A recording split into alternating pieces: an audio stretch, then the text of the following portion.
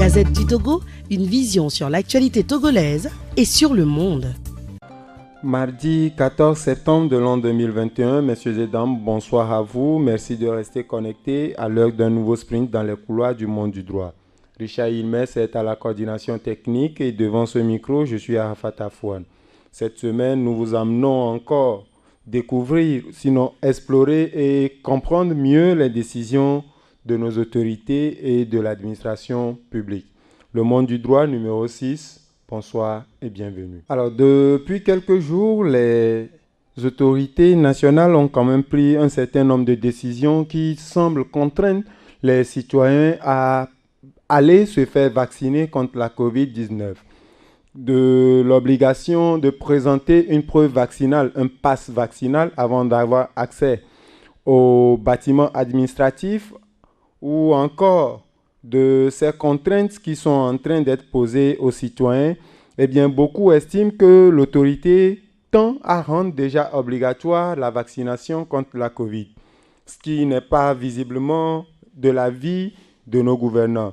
Alors aujourd'hui, pour décortiquer ces décisions, pour parler du cadre légal de ces décisions, nous invitons ici en studio Fovi Katakou. Il est activiste et également membre du mouvement Nubweke, coordinateur de la branche Adidogom et de ce mouvement.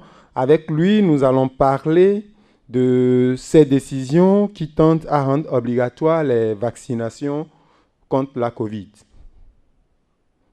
Alors, Fovi Katakou, bonsoir et bienvenue sur Sprint Radio. Bonjour, monsieur Arafat. Bonjour les auditeurs, les auditrices de Sprint Radio.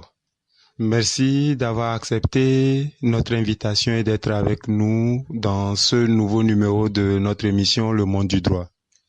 Non, c'est un devoir pour nous de donner notre opinion sur les faits de la société et d'éclairer les uns et les autres sur ce qui se passe dans notre société. Alors, aujourd'hui, le sujet d'actualité, c'est la vaccination contre la Covid. Et depuis quelques jours déjà, les autorités ont sorti une série de notes et qui tendent à rendre obligatoire la vaccination contre la Covid. Est-ce que Fovi Katakou est pour ou contre la vaccination? Oui, aujourd'hui, la question, ce n'est pas être pour ou bien contre la vaccination. Et la Covid est là depuis 2019. Et quand on voit l'effet de la Covid en Afrique, surtout au Togo, et par rapport en Europe, moi personnellement, je me pose la question sur l'opportunité de la vaccination dans notre pays. Et est-ce que aujourd'hui, nous aussi, on doit prendre l'arme de la vaccination comme la solution ultime par rapport à ceux d'Europe?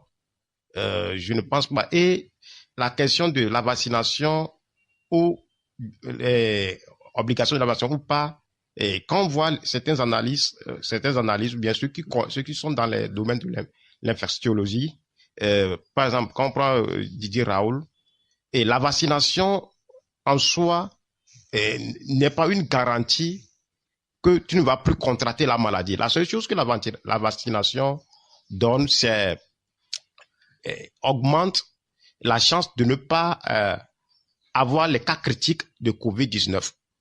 Et aujourd'hui, selon certaines données, après 6 mois, les vaccins diminuent, la qualité des vaccins diminue. Par rapport à la mutation du virus, la question de rendre l'obligation de la vaccin, des vaccins, pour moi, je m'interroge. Mais on ne peut pas faire aussi un débat entre la vaccination est bon ou ne pas bon, parce que quoi? Et par rapport, normalement, là, on doit rendre la vaccination obligatoire ou bien. Et la manière de rendre la vaccination obligatoire, il y a aussi le discours qui doit l'accompagner. C'est-à-dire, on ne doit pas, avec un ton militaire, d'imposition, de mépris, comme si on est des enfants dans ce pays, parce que c'est notre corps, après tout, c'est notre organisme. Si on doit inoculer un produit dans notre corps et qu'on ne sait pas encore jusqu'à présent que le produit peut être efficace après 1 an, et on doit, parce que la France est en train de rendre la vaccination obligatoire à travers ces méthodes que chaque samedi les Français contestent et que le Togo doit copier bêtement la France. Moi, je dis, normalement, il y a un comité scientifique en Afrique pour pouvoir se pencher sur la manière dont l'OMS a dit que la COVID-19... Le Togo a son comité scientifique. Mais apparemment, pour ce comité scientifique, elle est là seulement pour suivre les mesures, bien ce que la France décide. Parce que quoi? Vous croyez? Je crois. Parce qu'il y a un facteur. Je ne sais pas quel est le facteur qui a agi en faveur des Africains pour que la COVID n'a pas aussi nous tuer comme avant. Quel est ce facteur-là? Comment on peut agir sur ce facteur-là? On parle quand même du climat africain qui est un peu favorable. Oui, donc quand le climat est favorable, donc il agit sur un facteur qui fait que la contamination de la COVID est réduite. Donc, par rapport à ça, est-ce qu'il n'y a pas un moyen d'agir là-bas aussi? Est-ce que aujourd'hui, nous, on doit dire que vaccination obligatoire, alors qu'aujourd'hui, nous n'avons même pas le bilan de santé, les carnets de santé. Parce que tout le monde au Togo, on tombe gravement malade avant d'aller à l'hôpital. Donc, tout le monde va aller se faire vacciner comme ça en l'air. Et après, si on se fait vacciner aujourd'hui, si dans 3 ans, bien dans 6 mois, dans 2 ans, on dit que à cause de ce vaccin-là, il y a une maladie. Quelle est la garantie?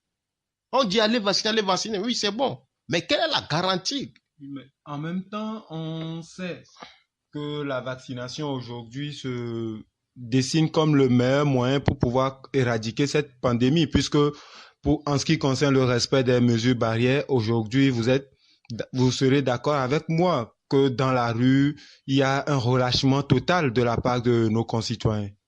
Oui, il y a un relâchement total. La vaccination est un moyen commun. C'est pas parce que tu es vacciné, tu ne vas plus attraper la maladie. Oui, on ne refuse pas aujourd'hui avec la maladie, avec le vaccin. On a le cas de l'Israël.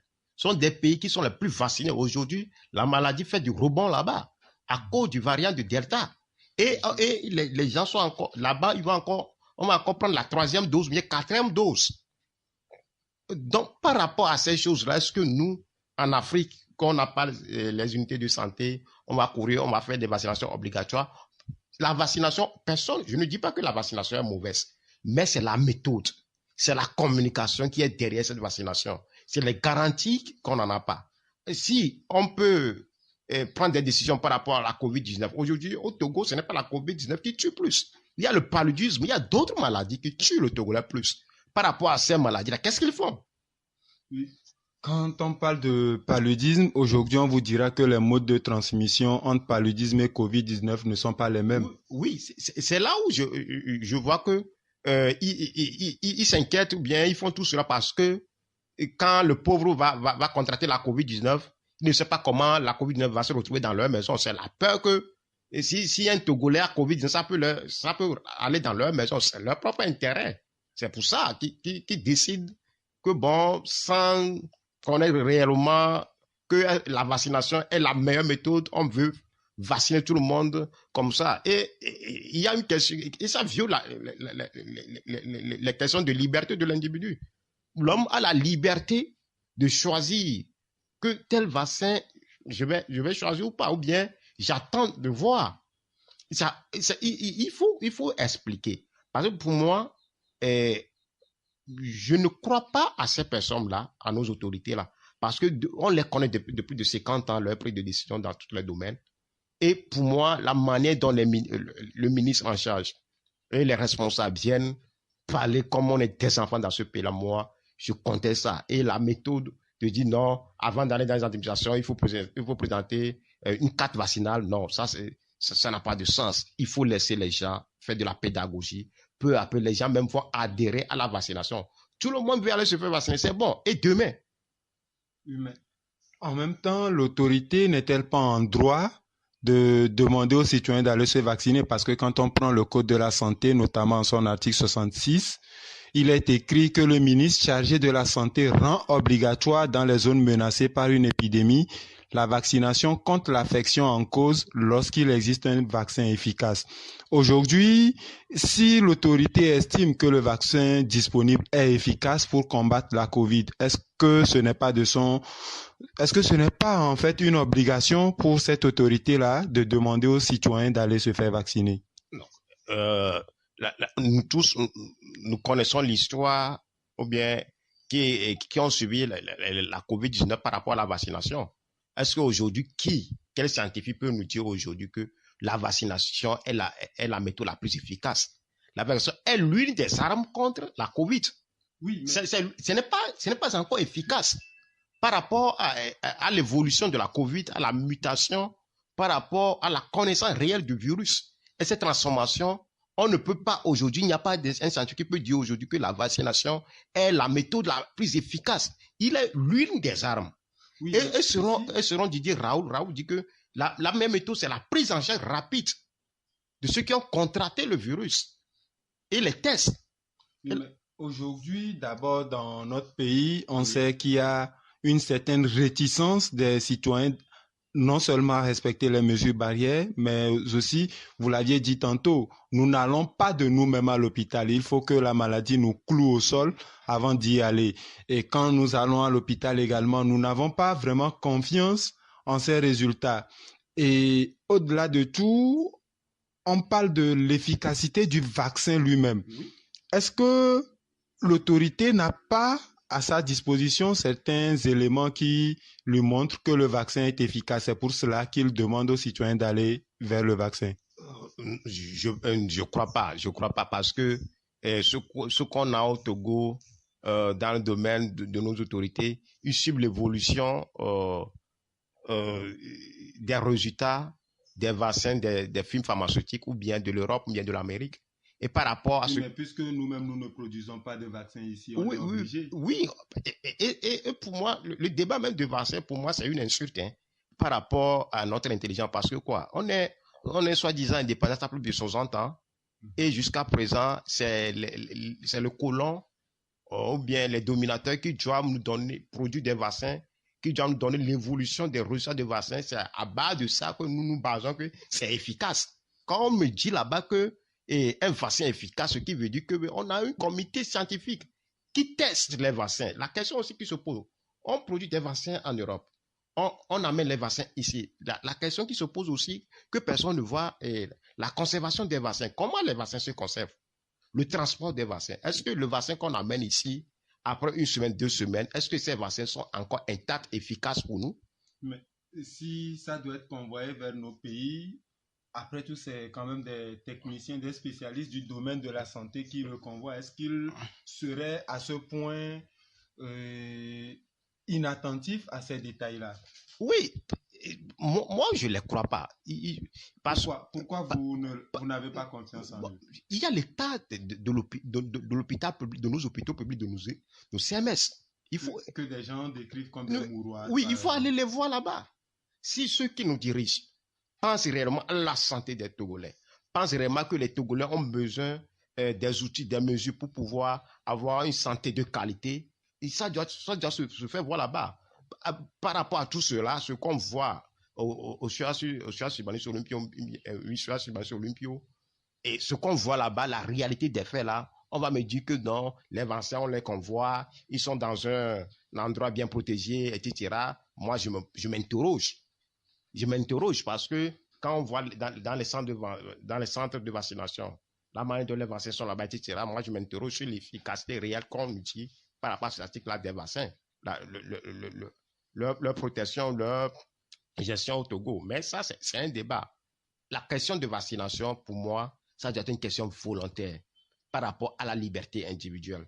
Et en Afrique... Jusque-là, l'autorité n'a pas encore décidé de l'obligation de vaccination. Non, il n'a pas décidé, mais tout ce qu'on est en train de voir là, c'est une manière d'imposition.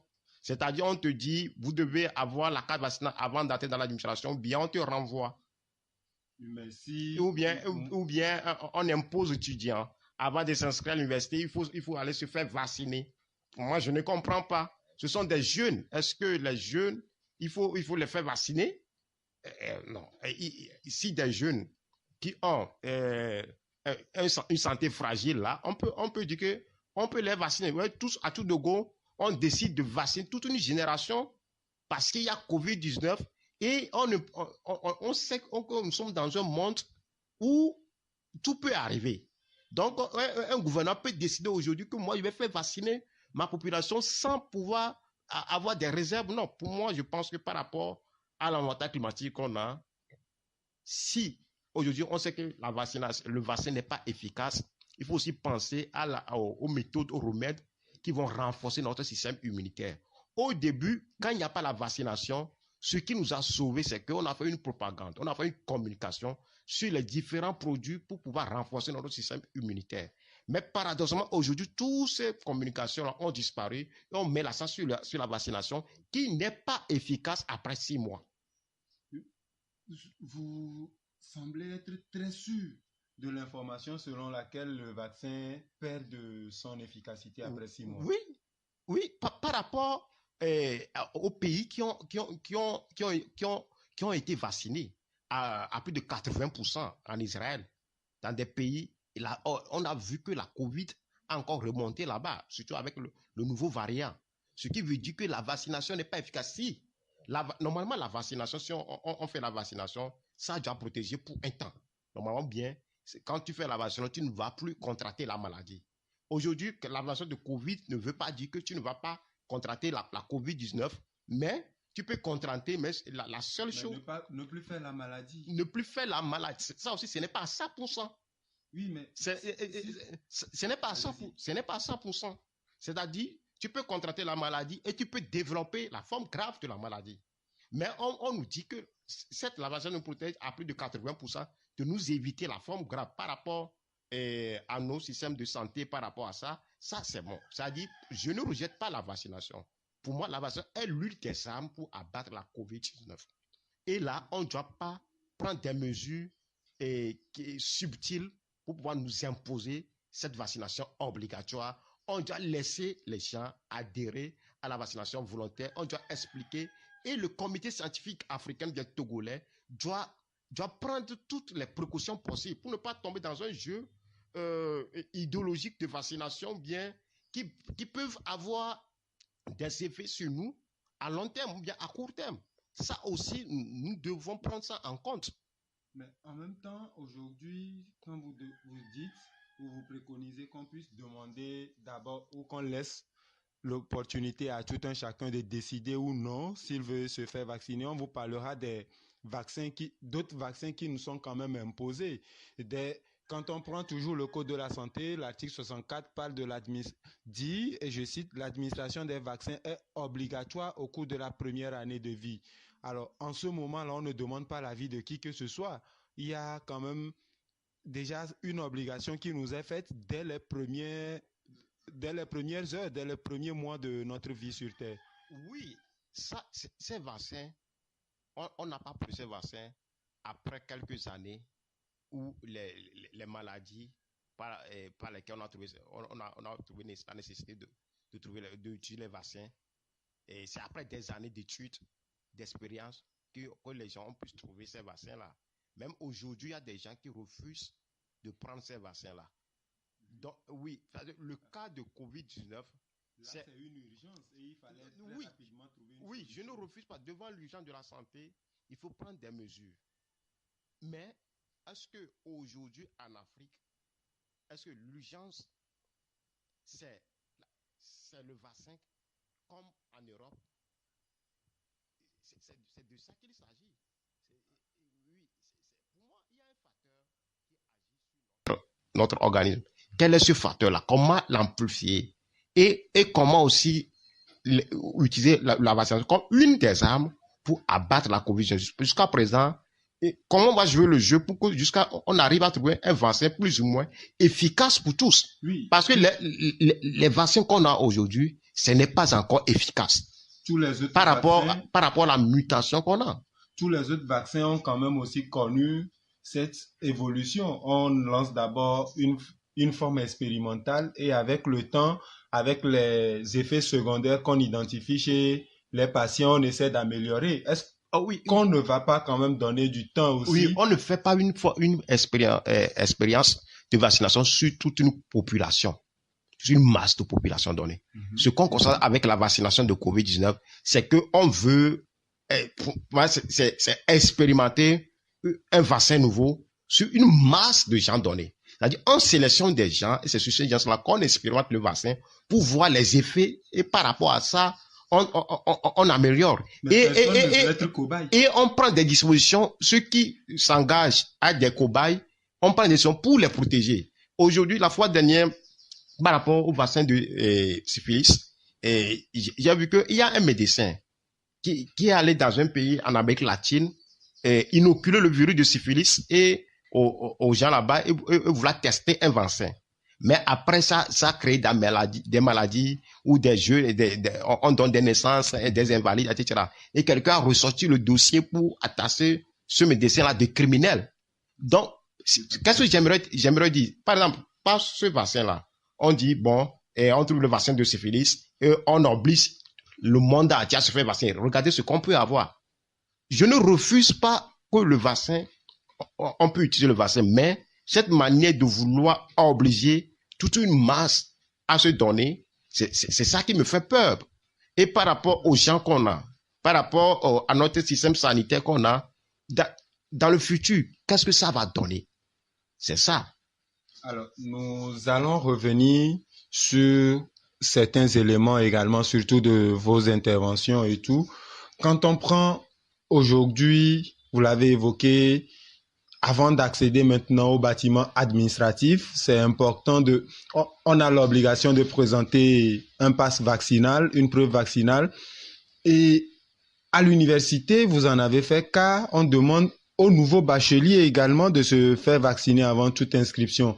Quand on sait qu'aujourd'hui, on peut obtenir son bac ne serait-ce qu'à 17, 18 ans, alors que la minorité, sinon l'âge minimum, c'est 20 ans. Est-ce qu'il n'y a pas quand même là-bas un petit souci au niveau de nos autorités, comme vous êtes déjà même en train de le défendre? Oui, il y a un souci là-bas, parce que les jeunes, ils ont plus ou moins un organisme résistant. Donc, est-ce que par rapport aux facteurs qui jouent en notre faveur, là, est-ce qu'on m'a demandé à la Cour juvénile africaine, les Togolaises, d'avoir une vaccination obligatoire, surtout au niveau universitaire. Et ce qu'on ne sait pas, ce qu'on oublie, c'est-à-dire c'est toute une génération de jeunes qu'on veut forcer à cette vaccination. Est-ce qu'on est en train d'imaginer ce que, si d'aventure la vaccination va causer un problème, on est en train d'imaginer ce que ça peut donner dans 10 ans, 15 ans, quand on va décimer toute une génération. C'est-à-dire, il faut prendre des préceptes. Les gens qui ont une comorbidité élevée, les jeunes, il faut faire une analyse aux jeunes, etc. Et ces gens-là, il faut les vacciner. Les autres jeunes, il faut développer des produits, comme je le dis, pour renforcer le système immunitaire et faire des pédagogies pour amener les gens même à aller se faire vacciner volontairement. Parce qu'on doit obliger les gens que, bon, quand tu vas aller à l'université, il faut se faire vacciner. Moi, personnellement, si on me dit ça à mon enfant, si je suis pour la vaccination, je ne vais pas envoyer mon enfant à l'université parce que je ne crois pas à l'étude universitaire au Togo. Parce que qu'on enseigne là-bas, pour moi, l'université, c'est un camp de concentration pour abrutir les jeunes. Donc, c'est pas à cause de ça que moi, je vais obliger mon enfant à inoculer un produit que aujourd'hui dans le monde, personne ne sait que ce produit est si efficace. Je ne refuse pas la vaccination, je le répète. Mais je dis que la vaccination est l'une des armes contre la COVID-19. Elle n'est pas l'arme la plus efficace. Alors, justement, pour lever cet équivoque dans cette émission, la vaccination, les autorités estiment qu'aujourd'hui c'est le meilleur moyen. Vous inscrivez en faux contre cette idéologie. Alors qu'aujourd'hui, je l'ai rappelé plusieurs fois déjà, l'adoption, la pratique des mesures barrières aujourd'hui, c'est devenu un vrai bordel dans la société. Les gens n'y croient plus, les cache-nez généralement se trouvent au menton et autres là. Alors, pour vous, au-delà de tout, qu'est-ce qu'on devrait faire pour vraiment susciter surtout la protection? Parce qu'aujourd'hui, notre système de santé ne permet pas de pouvoir prendre en charge tout un grand nombre de malades. Donc, il va falloir prévenir la maladie? Comment est-ce qu'on peut prévenir ça aussi, c'est un alibi. Comment on peut dire que notre système de santé ne peut pas prendre en charge? C'est la réalité. Mais c'est de l'incompétence. On ne peut pas légitimer de l'incompétence et de la nullité dans un pays comme ça. Comment est-ce qu'un dirigeant ou bien quelqu'un va venir dire que non, on n'a pas un système de santé capable de prendre soin des gens qui vont tomber malades? C'est insensé. Combien de personnes? Ça dit, on ne peut pas me dire qu'au Togo aujourd'hui, on ne peut pas avoir un système de santé capable de prendre en charge 5 000 personnes. Ce n'est pas 5 000 personnes qui tombent malades. Dans des pays, on a vu des milliers de personnes qui tombent malades. C'est là où on dit que non. Et également, dans ces pays, on a vu les hôpitaux débordés. Oui, ce sont des milliers de personnes. Mais quand même, ils étaient débordés à un moment ici, ce n'est qu'une dizaine de personnes, on dit qu'on est débordés. C'est insensé. C'est-à-dire, pour moi, il y a certains comportements de nullité, d'incompétence qu'on ne doit pas afficher. C'est-à-dire, au lieu de trouver une solution à ça, on veut nous imposer la vaccination. Donc, tu posais la question de savoir, et qu'est-ce qu'on peut faire pour une meilleure prévention? Une prévention, oui. Et je pense que par rapport au début, nous tous, on a fait la communication sur l'importance sur les cache-nez, sur utiliser les produits de la désinfectant de la main. Il faudrait qu'on accentue encore la communication sur ces produits-là. Aujourd'hui, les gens semblent fatigués de Oui, surtout dans le milieu public, etc. Qu'on accentue me dire et que, je le dis, je le répète, qu'on renforce sur la communication sur les produits de renforcement de notre système immunitaire. Chaque semaine ou bien chaque 2 semaines, il faudrait que chacun de nous prenne certains produits pour pouvoir renforcer son système immunitaire. C'est important. Et il faut amener les gens. Quand vous sentez une malaise, prenez soin rapidement de vous traiter. Ne vous laissez pas abattre avant de vous lever pour aller se soigner. Parce que la COVID-19, le problème de la COVID-19, c'est la prise en charge rapide. Quand tu sens une malaise, quel que soit le malaise, traite-le efficacement. On n'est plus dans le temps où on blague ou non, c'est juste une mot de terre, c'est juste une tout. Non, traite-le efficacement et c'est bon. Parce que notre avantage, c'est quoi? On a le paludisme, la COVID-19 agit comme le paludisme, la grippe, etc. Justement. Donc, notre système immunitaire est plus ou moins habitué à ces choses-là. Donc, si on sent ces maladies, traitons-les rapidement. Et aussi, utilisons de temps en temps l'artémisia, qui est un produit efficace contre le paludisme, mais qui a aussi des vertus antivirales. Je ne dis pas que l'artémisia est un produit contre la COVID-19, mais ça peut aider au renforcement dans notre système immunitaire, du gingembre, de l'ail, du citron, etc. Consommons ces produits de temps en temps et si on décide qu'on veut se faire vacciner par rapport à notre santé, par rapport à l'exposition, si par exemple je suis quelqu'un qui rencontre les gens régulièrement et par rapport à ma santé, je dois me faire vacciner. Je ne dis pas qu'il ne faut pas se faire vacciner par rapport à sa santé et par rapport au travail qu'on fait, que ça soit quelque chose de volontaire et que demain, si on dit qu'il y a quelque chose, je dis que, ok, j'assume que j'ai choisi la vaccination, même si je dois mourir, je l'ai choisi. Je ne veux pas dire, oh, on m'a poussé. Non, c'est de ça qu'il s'agit. Ça dit, je choisis, quel que soit le résultat qui va arriver, que j'ai choisi. C'est par rapport, quand on a son bac là, on choisit les filières. Quand tu choisis les filières, quand tu as le diplôme, quand tu ne trouves pas le travail, tu assumes. C'est toi-même qui as choisi. C'est de ça qu'il s'agit chez moi, quoi. C'est-à-dire que ça soit quelque chose. Chacun choisit d'être libre de se faire vacciner en ce moment parce que le vaccin COVID-19 n'est pas aussi efficace qu'on veut nous faire croire. Parce que à chaque fois, il y a le virus se mute. Et les pays qui ont fait plus vacciner leur population, aujourd'hui encore des contaminations élevées. Mais est-ce qu'on a déjà quand même des chiffres qui prouvent que c'est ceux qui se sont fait vacciner qui également sont en train de faire à nouveau la maladie? Oui, dans les pays en Israël, c'est ceux qui se sont vaccinés qui sont en train de faire à nouveau la maladie par rapport au Delta, au variant Delta. Mais au Togo, selon les données des gens, il ne me faut pas confiance nos autorités. Mais on dit que ceux qui meurent aujourd'hui par qui développent des formes graves, ce sont ceux qui ne se sont pas vaccinés.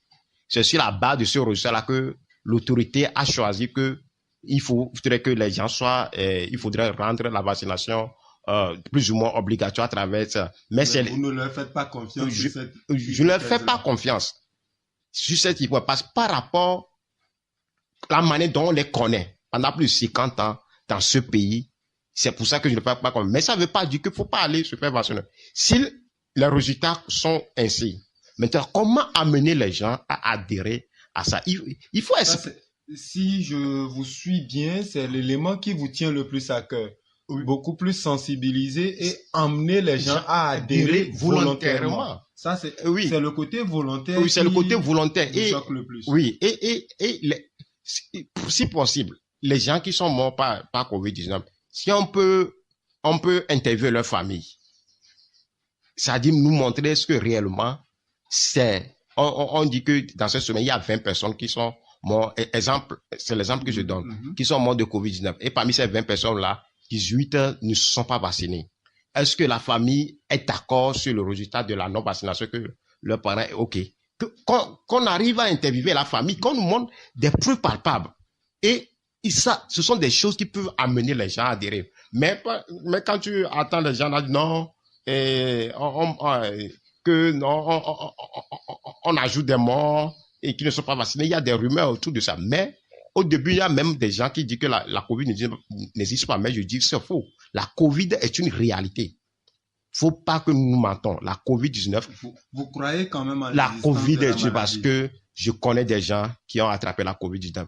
Je connais des gens à qui je me suis approché qui ont attrapé la COVID-19. Et ça, c'est une maladie. Et la manière dont on a décrit les signes de la maladie, ils ont aussi décrit ce qu'ils ont eu, des gens que je connais.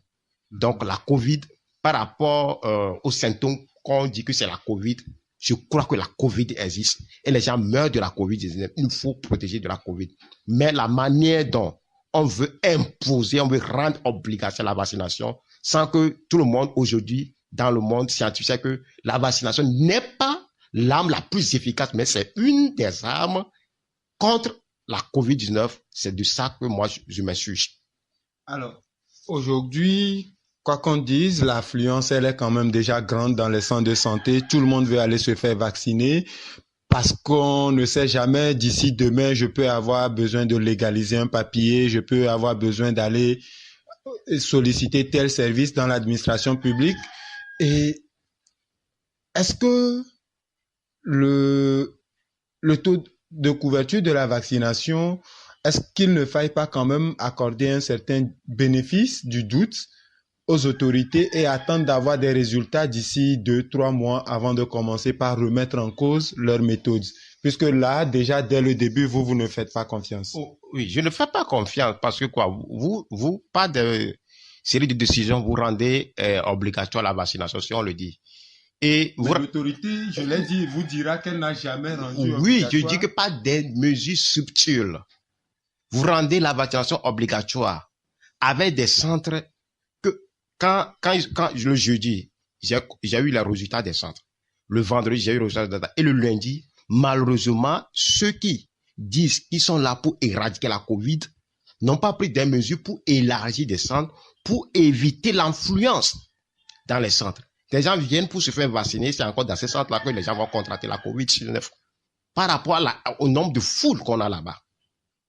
Ça pose la question de management. Est-ce de la faute de l'autorité? C'est de leur faute. Comment? Quand vous prenez des décisions, vous devez anticiper le résultat. Vous avez gouverner, c'est prévoir. Oui, vous avez eu le résultat des gens après la sortie de votre décision le jeudi. Vous avez eu le nombre d'affluences qu'il y a eu jeudi, le vendredi, le samedi. Donc, vous devez savoir que le lundi, il y aura eu un grand nombre. Donc, vous devez élargir des centres. Vous devez élargir des centres parce que des gens ont peur. En ce moment, j'aimerais dire à la population togolaise, c'est parce que on a peur qu'on va pas aller se faire égaliser, rentrer dans les administrations, qu'on va se faire vacciner. Au même moment, il faut que nous nous préparons à se lever pour avoir nos cartes d'identité obligatoires, nos naissances obligatoires. C'est-à-dire, ce sont des choses qu'on a plus besoin, on se lève pas. Il faudrait qu'on se lève aussi pour qu'on ait des hôpitaux de qualité. Si on va se lever comme un mouton pour aller prendre un vaccin, qu'on ne sait... Ce n'est pas trop fort de dire que les gens se lèvent comme des moutons. Oui, des gens se lèvent, excusez-moi, des gens se lèvent comme des moutons. Il faudrait réfléchir 2 fois d'abord avant. Mais on ne les sort pas de force de leur maison. Non, on ne les sort pas de force de leur maison, mais c'est une série de décisions a rendu les gens peureux. Ceux qui s'en vont même dans les centres pour aller se faire vacciner, ils n'y croient pas trop. Ils n'y croient pas, sur ça dit, aller se faire vacciner, je ne sais pas ce que demain sera. Et après, on dit que bon, on va rendre la vaccination sera, on va payer la vaccination, donc je vais aller me faire vacciner. Bon, c'est ça, c'est bon. Ça, on évite les problèmes. On évite les problèmes de se protéger. De se protéger. C'est bon, mais après ça, il va falloir qu'on ait cet engouement-là pour exiger des hôpitaux de qualité. Parce qu'on ne va pas rester encore dans ce pays. Un virus va encore venir, on va vivre encore ce désordre-là qu'on a là. Parce que ce ne sont pas les Blancs qui doivent produire un vaccin, qui doivent donner les méthodes, etc. pour nous. Parce que pour moi, aujourd'hui, en Afrique... Oui, mais en même temps, est-ce que nous avons des laboratoires de pointe pour pouvoir établir... On doit avoir ces laboratoires de pointe. Ce ne sont pas les moyens qui nous manquent. C'est la volonté de nos dirigeants. Nos dirigeants ne sont plus des bébés. En 1960, combien de personnes ont des diplômés? Bon, on a vu ce que les gens ont produit. Après 60 ans où... C'était une question de vision. C'était une question de vision. Après 60 ans où on n'a plus de diplômés, on a des gens qui sont dans des secteurs pas possibles. On ne peut pas me dire qu'on n'a pas de laboratoire de pointe. Pour moi, le débat aujourd'hui en Afrique, ce n'est pas vaccin ou pas, mais c'est de nous mobiliser pour avoir un système de santé de qualité, des laboratoires de pointe en Afrique pour les Africains, gérés par les Africains. C'est de ça qu'il s'agit. Donc, si nous nous mobilisons aujourd'hui pour aller se faire vacciner par un vaccin produit par un étranger, nous devons, dans un peu de temps, nous lever pour des hôpitaux de qualité, pour des laboratoires de pointe dans nos pays, gérés par nous-mêmes. De se lever pour des hôpitaux de qualité, des laboratoires de pointe, mais en même temps, nous ne produisons pas tout cela. Vous dénoncez tout à l'heure le fait que tout nous vienne de l'Occident. Même si nous devons équiper nos laboratoires, le matériel devra venir quand même de quelque part. Les matériels qu'on prend pour produire des choses en Occident, là, la plupart viennent d'Afrique. La matière première, oui. La matière première. Mais est-ce que nous avons de quoi transformer cela? On a de quoi transformer. Ceux qui travaillent dans ces industries-là, il y a des Noirs là-bas, il y a des frères noirs là-bas qui ont de la connaissance. C'est-à-dire mais les machines, c'est pour eux. Les machines sont fabriquées par qui? Par eux. Par eux. Et il y a aussi des Africains qui sont dans les chaînes de fabrication de ces machines-là. C'est-à-dire... Donc, vous voulez demander à ces Africains-là de revenir ici? Ce n'est qu'une vision politique. On a des gens en Afrique, dans les pays d'Europe, en Amérique. Quand on a des visionnaires africains qui vont élaborer des politiques pour les Africains, on aura des scientifiques qui vont revenir travailler pour l'Afrique. Et avoir une vision, c'est aussi attirer les scientifiques vers soi. Quand tu vois l'Amérique, l'Europe, là, quand tu vois leur politique, c'est leur politique de voler les têtes dans les pays. Quand il y a une tête... Ce sont eux qui volent ou c'est nous-mêmes qui n'arrivons pas à les garder? C'est leur vision politique de leur élite. C'est-à-dire ils ont compris pour pouvoir développer un pays, il faut le développer avec les cerveaux venus de toutes parts. C'est de ça. Et en même temps, nous avons trouvé qu'il est mieux de laisser partir nos cerveaux. Nous, ce qu'on fait, c'est on a une mentalité de cueillette. C'est comment faire pour ramener l'argent dans sa maison, acheter des belles voitures, tuer les gens, arrêter les gens et se contenter des invasions des Blancs et se faire que bon, c'est bon. Voilà, alors dans ce cas, est-ce qu'on va plutôt accuser les Blancs de venir prendre nos meilleurs éléments ou plutôt s'en prendre à nous-mêmes qui n'arrivons pas à garder ces éléments? S'en prendre à nos élites qui sont des incapables. Incapables? Des incapables. Ah bon? Ce sont des incapables, des incompétents. Parce qu'après 60 ans, on ne peut plus avoir ce qu'on a dans nos pays. Et je dis, il va falloir que nous, les jeunes générations, nous prenons notre responsabilité. Nous devons nous organiser, nous battre pour avoir une société pour nous et par nous. Comment est-ce que cette société-là sera pour nous et par nous? Puisqu'aujourd'hui, nous sommes jeunes, vous l'avez dit, Oui. et nous avons nos devanciers qui tiennent toujours les commandes. Oui. Nous sommes jeunes. Et qu'on ira leur demander, bon, alors, chers aînés, quittez, nous sommes maintenant ce n'est là. pas une question de quitter, c'est une question de s'organiser, d'avoir des discours, de mobiliser pour avoir le royaume politique. C'est le royaume politique qui donne des décisions, qui donne la vision dans le chemin. Et je dis, en 1960, ceux qui ont lutté, la plupart sont des jeunes. Quand on voit Sankara, quand on voit Lumumba, leur âge, ce sont des jeunes. Tavi Amouri sont des jeunes. Aujourd'hui, dans des pays où, quand on a bloqué la liberté de manifestation, quand il y a la normalisation dans ces pays par les militaires qui... On a bloqué la liberté de manifestation ou c'est plutôt la Covid qui a imposé cela? Non, puisqu'on ne doit plus se regrouper. Non, est-ce que dans des pays, il y a la Covid. La fois dernière, j'étais au Ghana pour faire une manifestation pour la réouverture des frontières terrestres. Et j'ai vu des gens ont manifesté. Et paradoxalement, dans les pays africains, on vous dit qu'il y a Covid, qu'on ne va pas manifester. Mais quand il y a une élection, on voit les campagnes. Donc, pendant les campagnes, la Covid disparaît. Et après, on nous brandit la Covid. On prend des dispositions quand même pour atténuer les effets de la Covid. Non. Après, au Mali, en Guinée, au Bénin, après les dernières élections présidentielles dans ces pays, oui, on a quand même vu qu'il y a eu des flambées de cas de contamination. Bon, il peut y avoir des flambées de cas de contamination, mais ça ne veut pas dire qu'avec la Covid, on ne doit pas manifester. Même en France, les gens manifestent. En Amérique, le droit de manifestation, la Covid ne doit pas. Mais comment manifester tout en respectant les mesures barrières? C'est de ça qu'il s'agit. Donc, si vous ne voulez pas que les gens manifestent, vous devez être à l'écoute de votre peuple. Quand vous refusez d'être à l'écoute de votre peuple, c'est notre droit de manifester. Pour le moment, on vous dira qu'on est en train de combattre d'abord la Covid. Non, c'est de la... Combattre la Covid comment? Il combat comment? Oui, on est en train de concentrer, j'allais dire, les énergies pour pouvoir éradiquer au Mali. Après, on reviendra. Qu'est-ce qu'ils font? Et prend des dons de vaccins. On a quand même réaménagé le CHR. Le CHR pour combien de personnes? 20 personnes? Non, aujourd'hui... Après 60 ans, on dit que le CHR ne peut conduire que 20 bien 50 personnes. Et ça, on est fier de dire. Et un ministre vient, si moi-même mon père n'est pas vacciné, s'il n'y a pas de place, il va mourir. C'est la réalité. Non, quelle réalité? C'est de l'incompétence. Un ministre ne peut pas venir dire ça. Dans un pays qui est indépendant depuis 60 ans, on n'a même pas 1000 places pour contenir des gens. On vient dire qu'il y a 50 places bien ça. Si l'hôpital Saint-Péregrin est en construction et il sera bientôt inauguré. Saint-Péregrin, on nous a dit que Saint-Péregrin sera inauguré il y a de cela 1 an, mais 2 ans. Mais quand on va là-bas, là, c'est quand même en cours. Non, quel quand même en cours. On va prendre 20 ans pour construire un hôpital. Ça ne fait que 2 ans.